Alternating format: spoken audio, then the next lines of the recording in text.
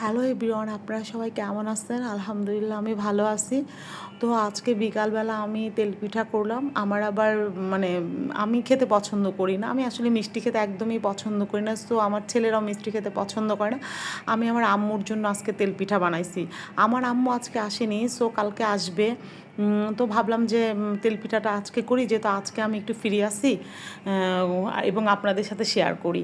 তো আমরা হচ্ছে বগুড়ার মানুষ, আমরা হচ্ছে এভাবে তেলপিঠা করি। একটু গরম পানির মধ্যে মানে পানির মধ্যে কি বলে গুড়টা দিয়ে দিই। গুড়টা গরম হয়ে গেলে ওটা একটু ঠান্ডা করেই চালের আঠা এবং ময়দাটা দিয়ে মানে করে 10 থেকে 15 মিনিট ভিজায় রাখি।